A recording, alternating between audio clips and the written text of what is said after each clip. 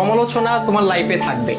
তুমি যতদিন বেঁচে থাকবা ততদিন তোমার লাইফে সমালোচনা থাকবে, অবহেলা থাকবে, অবজ্ঞা থাকবে, তুচ্ছতাচ্ছিল্য থাকবে। এটাই স্বাভাবিক, এটাই জীবন। তবে এই যে সমালোচনা, এই যে তুচ্ছতাচ্ছিল্যতা, এই যে অবজ্ঞা, এই যে অবহেলা, এই বিষয়গুলোকে খারাপ লাগার দিক হিসেবে নিলে হবে না।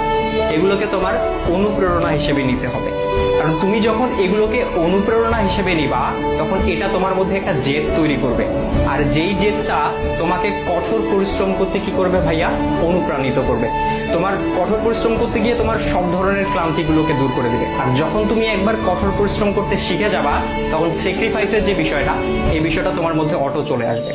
সুতরাং এই যে, আর সবকিছুর সাথে যদি বলো যে এই যে সমালোচনা, এই সমালোচনার পাশাপাশি জেদ, কঠোর পরিশ্রম, স্যাক্রিফাইস, আর এগুলোর সাথে যখন মেধার সংমিশ্রণ ঘটবে, তখনই তোমার স্বপ্নগুলো পূরণ হবে।